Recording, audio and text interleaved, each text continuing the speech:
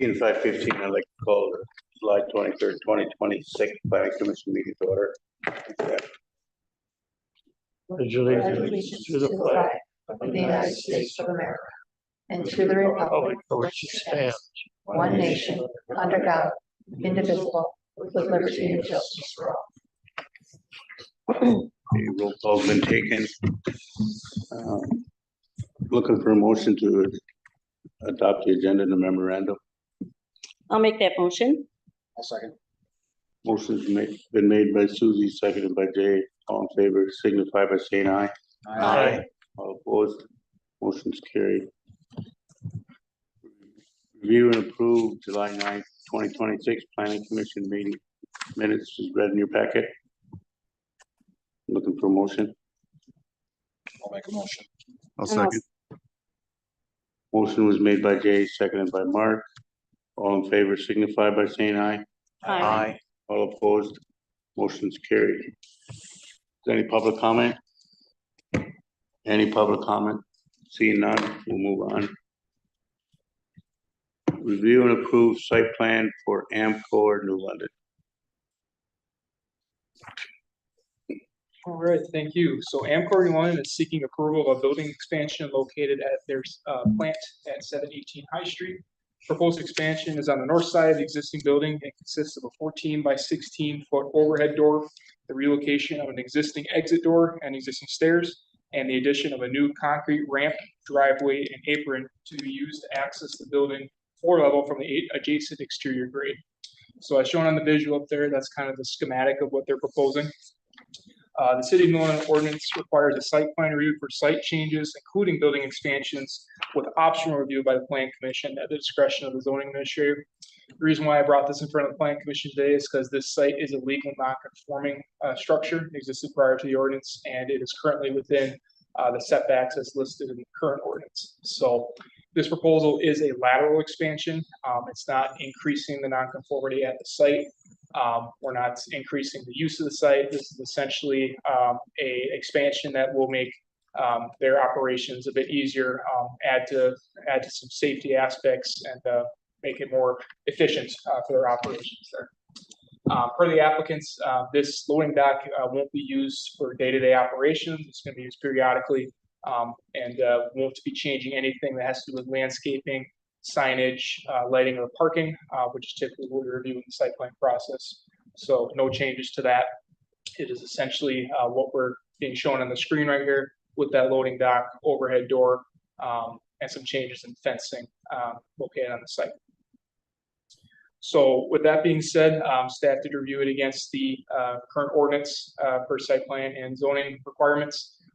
As I mentioned, it's a lateral expansion. We're not increasing the nonconformity, not getting any closer to the road, and the use itself is not increasing in intensity. So with that, staff found there is grounds for approval of this site plan request with 3 conditions. First one being that the applicant obtain a right-of-way permit from Public Works because they'll be working within the city's owned right-of-way there with that apron they're proposing. It's my understanding they are currently working with Robert in our Public Works Department on that permit, and they have already received it. So first condition is that they abide by the provisions of the right-of-way permit. Second one is that they obtain a building permit from the Community Development Department and abide by those provisions. As of the day of this meeting, they have gotten that permit, and we'll be starting here soon following approval of the site plan here tonight. So second condition is receiving that building permit and abiding by those provisions. And the third condition is that they obtain a fence permit for their altered fencing design shown there. So they'll be changing some fencing on the site, which will require a permit. So to reiterate, staff is recommending approval with the 3 conditions as stated. The applicant is online via Zoom to answer any questions that the committee may have. I'm happy to answer any as well. I got a question. Now, they're already getting a building permit to do that. Why do they need another permit for the fence when the fence is there? Because they're altering the area of the fence, right? So by doing the site plan expansion, they're moving their fence to be able to get into that loading dock area. So typically the ordinance, if you're changing the fence, moving it, putting up new fencing, that requires a fence permit. Why isn't that included in the building permit? Because it's a separate permit altogether. Okay, just asking.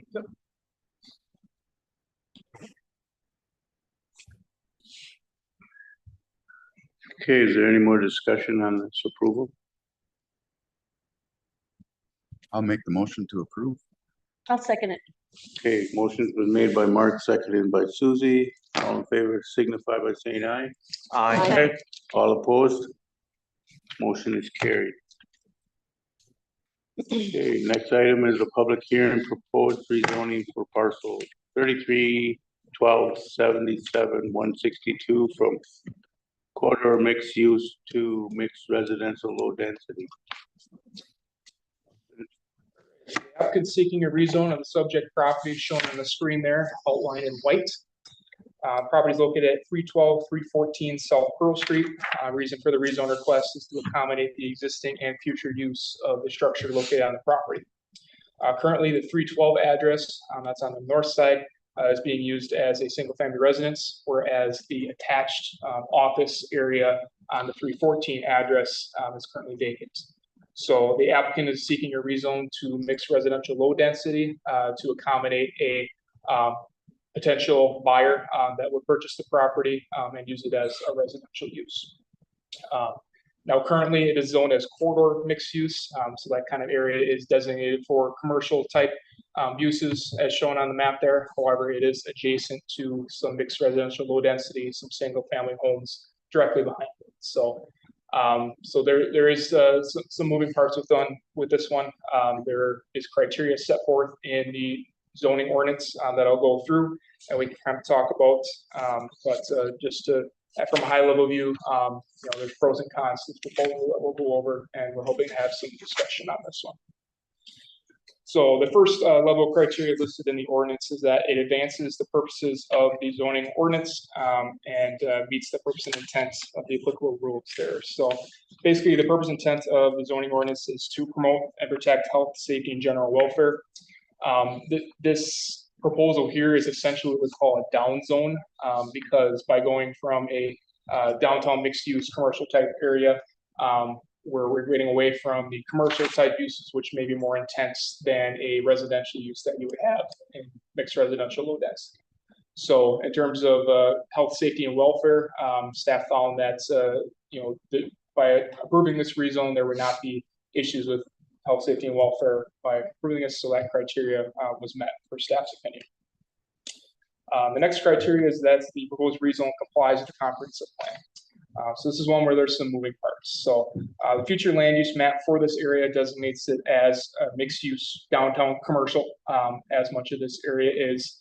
For the comprehensive plan, the mixed use downtown commercial land use designation is primarily for commercial, as listed in the name, but it also allows for compatible residential uses in certain areas. So while the proposed rezone to residential doesn't exactly match the future land use designation because it's not a commercial use, the comprehensive plan does allow for compatible uses. And with the area there, we do have some residential behind this proposed rezoning.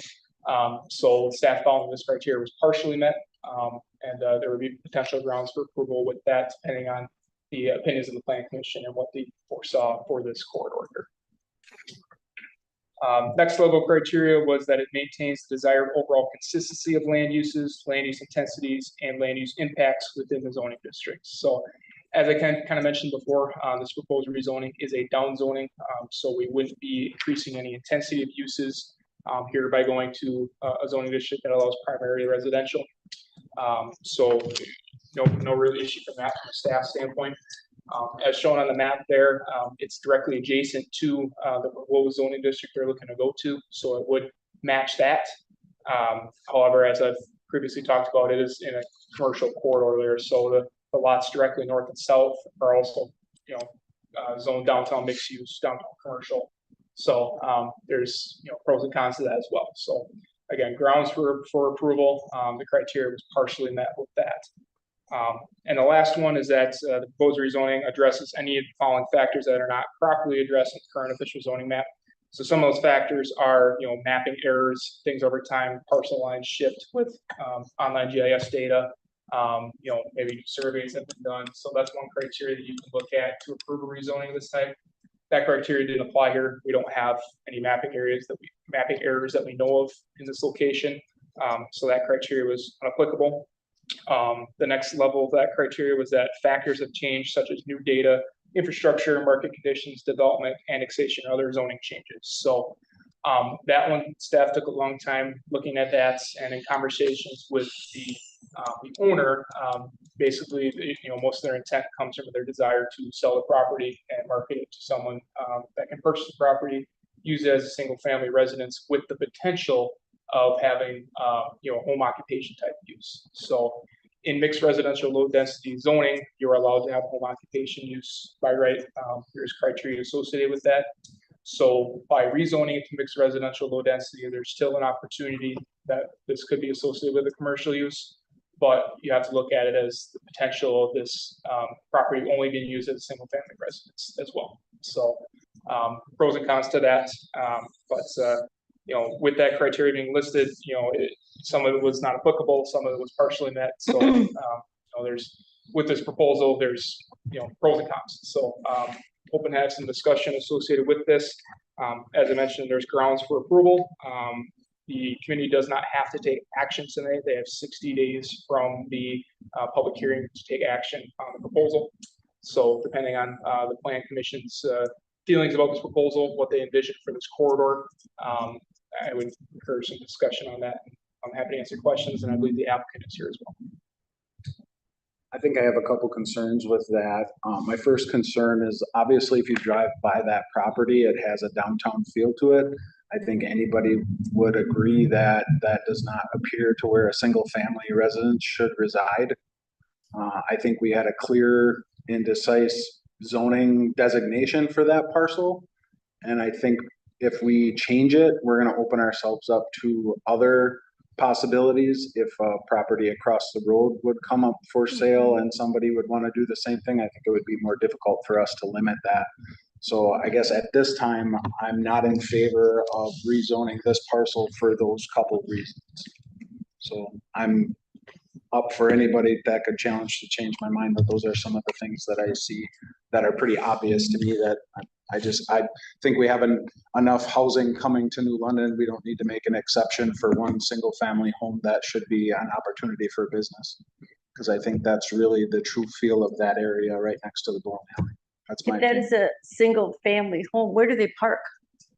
Right next to the left side. Right in that little gravel area. Oh, okay. Right there. So it's not part of the bowling alley parking lot? Okay, Nope. okay. And is there enough for 2 cars or just 1 car? I think you can get 2 cars. You can, Two cars back behind okay, each other. all right, okay. Yeah. On the side of that. I mean, that is a really, the lot is predominantly building. There's like no place for play. There's yeah, if you go and take a look at that, that's predominantly, it's a building lot, and it's the historical feel, antiquity of the building was once in a day. The business owner operated the business out of the one side, lived in the other side. That old time, way back when feel, which is quite charming. I'm inclined to agree with Jay. It's not so charming to have a family residence that could end up having bunch of kids playing out in the sidewalk because they don't have a yard. They don't. And I mean, that would be the responsibility of the property owner, but Right. that's just, Right. but I have the same concern, especially directly across the street. There's a couple buildings over there that have apartments upstairs and vacancies downstairs. And I could see those building owners wanting to switch those into lower level residences as well. At least 2 of them, maybe 3 of them over there right now. So If we allow one, we have to allow them all. we do. I'll just kind of remind everybody that we do have a public hearing yet set for this. So I don't know, Bernie, if you want to call the public hearing, at least to get some public input along with your discussion, and probably be a good opportunity to do that now. Okay, anybody from the public wanna speak on their behalf? So I'm, And if you wouldn't mind, come up to the microphone so we can get you on. And then name and address and then represent. Home address or office address, doesn't really matter. Okay, Carter Crowley, 1117 West New York Avenue, Oshkosh, Wisconsin. And then, so we've owned the property for the last, I don't know, probably handful, probably not that long, 3 years. And prior to our ownership, it was occupied as a single family residence, still is. And then that right side of the property, 314 South Pearl, was vacant at the time of purchase. We placed a business in there for about 9 months and then they vacated. And it's been sitting vacant since that date. So the opportunity for the rezone and why we're requesting that was totally based upon the fact of it's basically, it qualifies for commercial financing only based upon the current zoning. A residential loan cannot be obtained, even though the property is primarily, at least from conversations with the previous owner and then ourselves, it's been used as a single family house with kids and children and families for probably the last 13 years. So that was the only reason for seeking the rezone on it.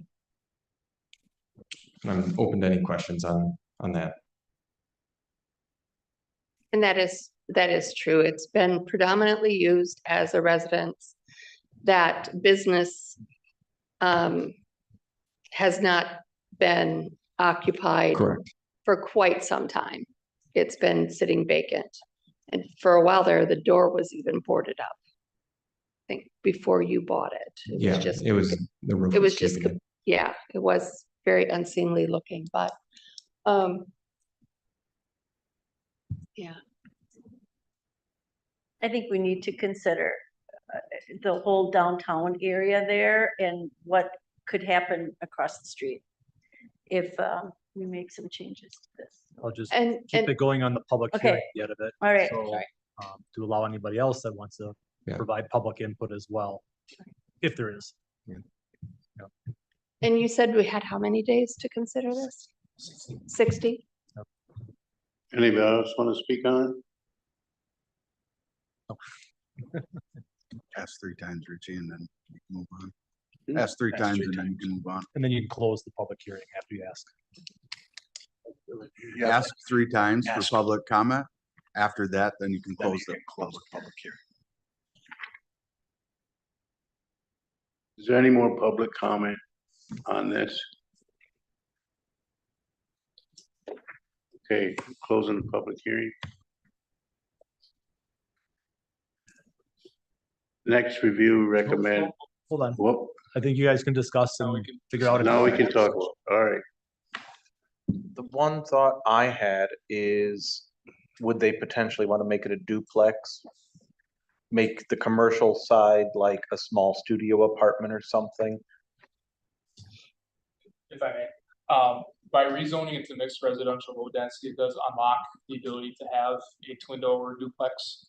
As it's currently zoned, a single family residence by itself is not a permitted use, and a duplex is also not a permitted use. So we have to look at it from, there's a potential they could do a duplex, but by rezoning it, there's also the potential that there's no commercial use associated with that. Whereas now, it's technically a legal non-conforming use that allows commercial. And if we rezone it, there's the opportunity to have home occupation use, but it's no longer required per se. So,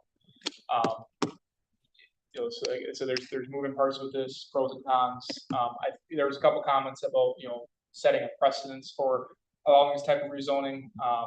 With any rezoning, we look at the comprehensive plan and we can evaluate on a case-by-case basis. So when we look at some of those properties across the street, there are apartments above, commercial uses below.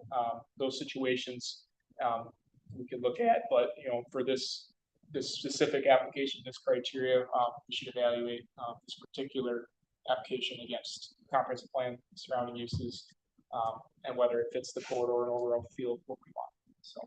Do we know how long the commercial side has been vacant prior? Like, when was the last time it was a business? I do not have an answer. 2 years ago, maybe? Yeah, it's probably. Water Street project. Yeah, probably 9 months is when it was less occupied. I was thinking like prior to that, like, did it have a long stretch of, we can't find a commercial use for it, so should we allow it to be residential, I guess? It was years, long stretch. Because it's just as much a shame to have it be vacant.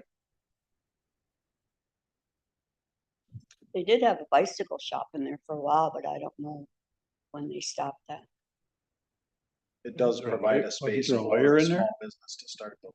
Where else is somebody gonna start a small business? If you make it a residential. you And it eliminate- does seem like the perfect spot for a small single owner to live and work out the side of the building. So I think the important thing to note here is that regardless of an approval or a denial of the rezone, a live-work scenario is allowed in each scenario. So if we rezoned it mixed residential low density, there is the opportunity for the person to live within the residential side and operate a business out of the right side if you did go to residential. As it currently sits, with there not being a business in the 314th side, being only used as a single family residence, that's technically a legal non-conforming use. So if no action was taken, it can continue as is. That's, if you could leave it at that, if we rezone it, there's opportunities. We can make work as well, so.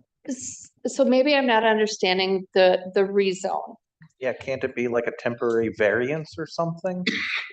No, I want to understand the rezone request. So it's my understanding, and Carter, you can comment on this, they're having issues with financing because it's. I understand that and I heard that part.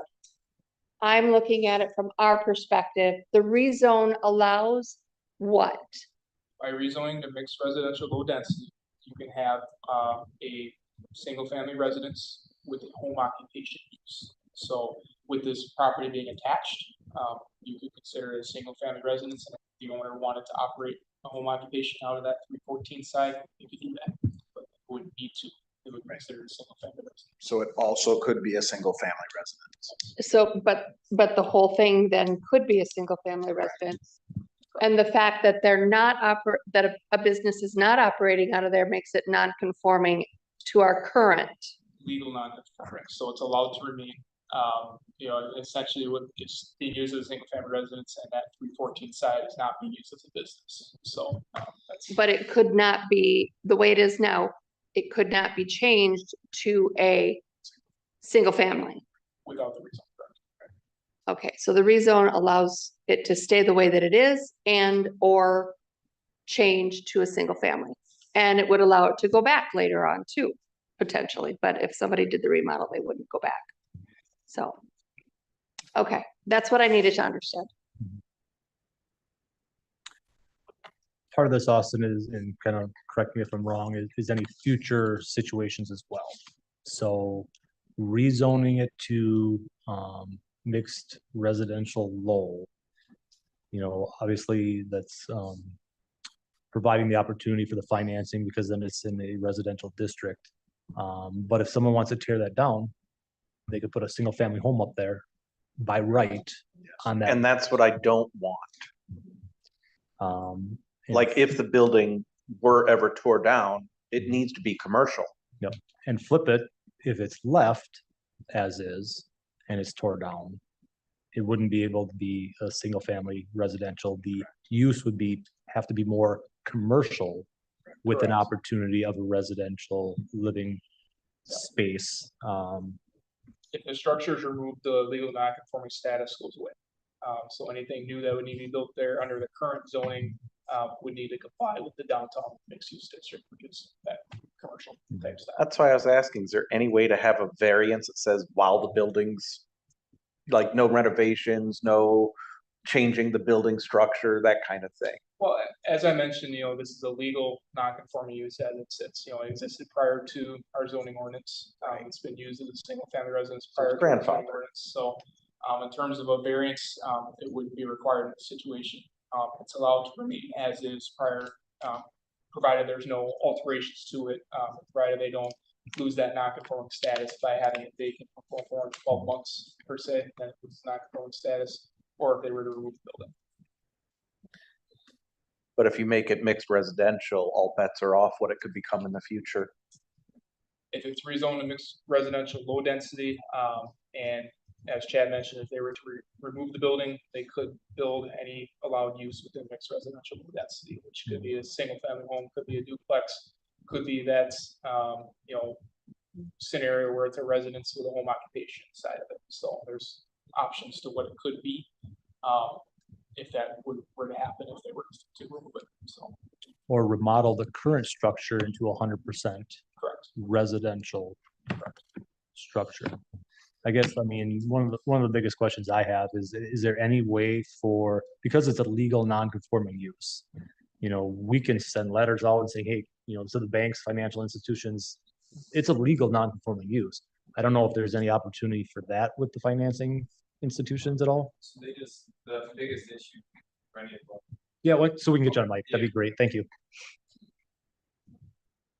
So the biggest issue that the banks told me, because that was the same question that I had when we were in the process of trying to sell it initially. They said if there was a catastrophic event that occurred there, based upon current zoning, then it would have to be a business. And then it's like, okay, no residential loan will qualify for that. So then it's like, well, commercial lending or cash purchase is the only other options.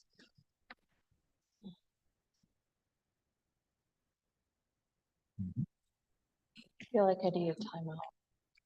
So what are our options? I mean, like Austin said, obviously, the owner is requesting to kind of expedite this as soon as possible, but we have 60 days, you know, whether you guys feel like you want to chew on this a little bit, or make a decision one way or the other. It's not a super rush thing on our side.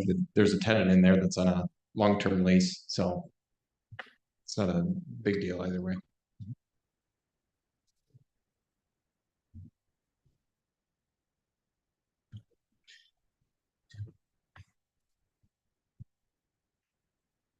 Any more discussion? I'm concerned what the property would become in the future, which makes me want to say no. Leave it zoned the way it is. So you can make the motion in that direction.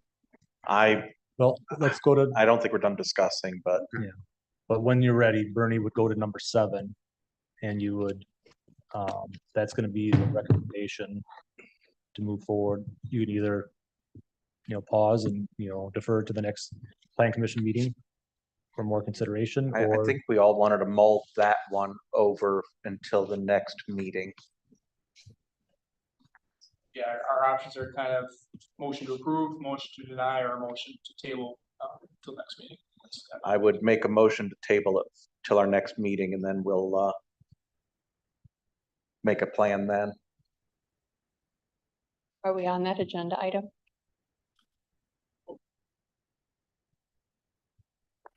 Okay, I got a motion on the floor to table it to the next meeting. Do I have a second on that? I'll second it. Okay, the motion to table it was made by Keith, seconded by Susie. All in favor signify by saying aye. Aye. All opposed? Opposed. How many ayes do we got? Raise your hand. 3. How many noes do we got? Got 2 noes, 3 noes, and 3 yeses. what about Bob and Mike? I'm in favor of tabling it. Oh, that was a yes? Yeah. Okay, I didn't see you raise your hand. No. And then Mike? I'm not voting. What's that? I'm not voting. You're abstaining then? Yes. Okay, do you have that all written down, Austin? 3 yeses, 3 noes, 2 abstains.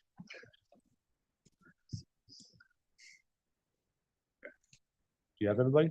I think so, And, yes. and what was the vote, just so we have that here? So we have three for yes, 3 for no, 2 abstentions. That's what I had. Doesn't pass. I'm abstaining on it. What's that? I'm abstaining on it too. I'm not gonna vote on it. So it's not, the majority doesn't pass. No, there's no pass, it doesn't. Motion So fails. now what do we do? Motion fails. Okay, motion failed. Are there any other motions to move forward?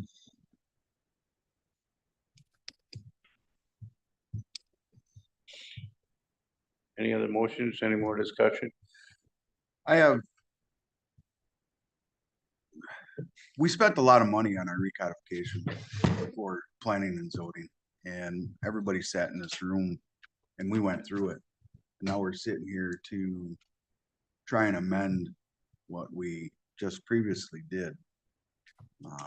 Discussion on the floor here that I've heard is everybody's kind of worried about what the future holds if we change the zoning.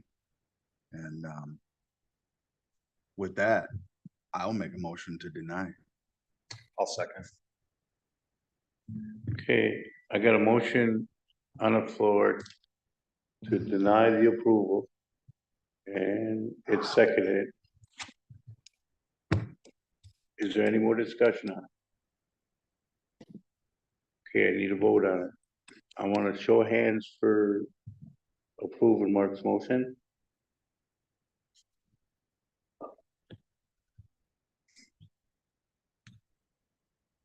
One, two, three, 4, 5, 6. And I want to show of hands of the ones that disapprove of Mark's motion. Abstaining. Any abstentions? Fine. What was your vote? Voted to, no. I Okay. voted to not grant it.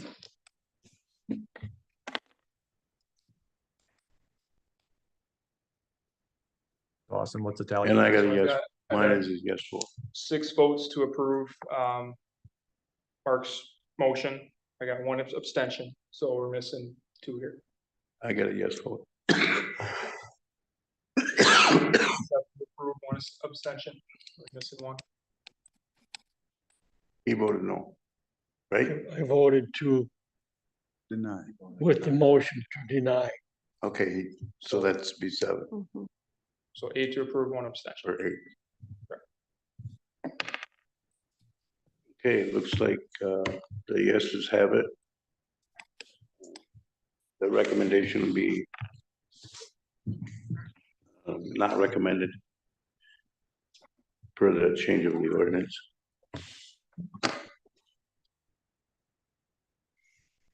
Okay, moving on to number 7, review, recommend, that's what we already did that.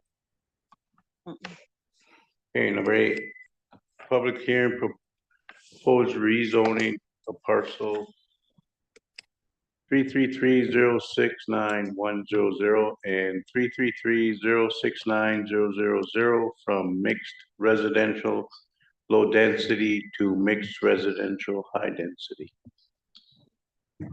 All right, so as the commission may have recalled, this proposal has been discussed a few times. This was the proposed townhome project on the corner of Orville Drive and North Point Drive on the northeast side of town. So previous action on this, the Plan Commission and the council voted to approve a comprehensive plan amendment to change the land use classification from single family and duplex residential to that medium high density residential, which essentially unlocks a higher density of housing out here and unlocks the higher density of zoning district, which we're going to discuss tonight. So the proposal is to go to a high density residential to accommodate the 19-unit townhome development that was previously discussed. As listed in the zoning ordinance, the townhomes at this density are only allowed in that mixed residential high zoning district. So that's the reason for the request tonight, is to unlock this type of development within the zoning district. So as mentioned in the previous item, there's criteria listed in the zoning ordinance for approval for zoning changes. First one was the overall purpose and intent of the zoning ordinance, and that was the health, safety, and welfare. So as we previously discussed in prior meetings, the city has a housing need. So by allowing higher density uses out in this area, we're working towards adding additional housing units that we need in the city. So the proposed rezoning Staff felt as though that criteria does help to protect the health, safety, and welfare by adding those additional housing units that people need. So that criteria was met associated with the proposal. Second criteria was that it complies with the comprehensive plan. As previously mentioned, the Plan Commission and Common Council voted to amend the comprehensive plan to allow for a zoning district of this type on this property here. So the comprehensive plan does support this rezone because the comprehensive plan future land use designation is that medium high density residential. So it directly matches and that criteria is met. Third criteria is that it maintains the overall desired consistency of land uses, land use intensities, and land use impacts of pertinent zoning districts. So this area of the city, we've got several residential developments to the northeast there. There's some duplex development there, as well as some potential future development here with undeveloped areas there as shown on the screen. So this sort of small area is that residential style. So, but it's not necessarily our single family home type corridor. It's our mixed residential. It's our higher density residential area. So by rezoning this area to that mixed residential high, staff found that proposal would be compatible with the area here. As mentioned, it's not single family homes, it's multifamily housing. So that criteria was met per staff's opinion. Last criteria was factors that are not properly addressed in the current official zoning map. Staff found there's been no errors in the zoning map out here, no recent surveys, so that criteria was not applicable. The second level of that criteria was factors such as new data, infrastructure, market conditions, and development. Our comprehensive plan that we did in previous years identified that need for housing. So staff found that to be additional data, new data that would be grounds for an approval of a rezone here because that data shows we need more housing. So allowing that higher density housing works towards that goal as listed in the comprehensive plan. So staff found that criteria to be met. So overall, the criteria in the zoning ordinance is met for staff's opinion, and staff is going to be recommending approval of this rezone. Happy to answer any questions and we'll defer some discussion on this.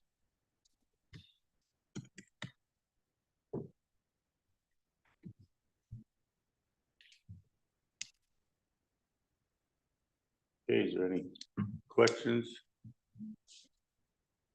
I think that would be a nice addition to the area with the duplexes and the single family residential there. I think that's a nice blend for the entrance of the industrial area. It's a nice use of the property. I don't think putting some single family houses there would utilize that property as well as these townhouses. It's a lot of bang for your buck. Richie, public hearing is good. Yep. So Bernie, I would open up a public hearing again. You ask for public input. If you get done after 3 asks, then go ahead and close the public hearing and then you can discuss further. Open it up for public hearing. All right, seeing nobody here, closing it right away. Now, is there any discussion from the board?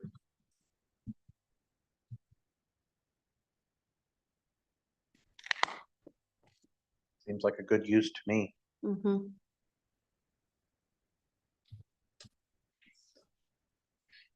Bernie, Okay. I would suggest moving on to number 9 where you can There's make action. no more discussion. We'll move on to item number 9.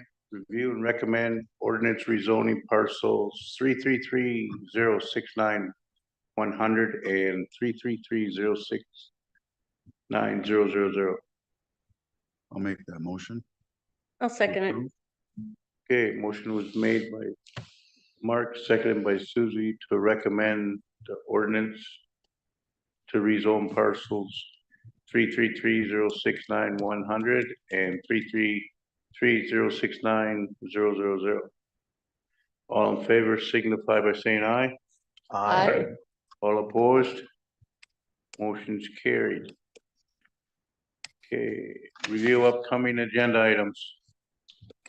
All right, so as we've seen, we're getting a lot of interest in development in the city right now. So future agenda items are going to fall on applicant timelines, whether that be a site plan review for the townhomes as we just discussed, or potential future rezonings for some of the residential developments that we spoke about at our last meeting of Walmart.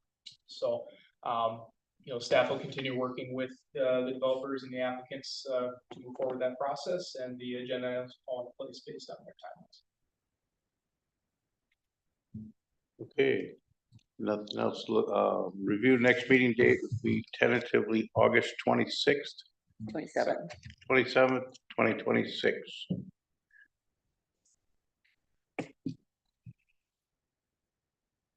Do we have any issues?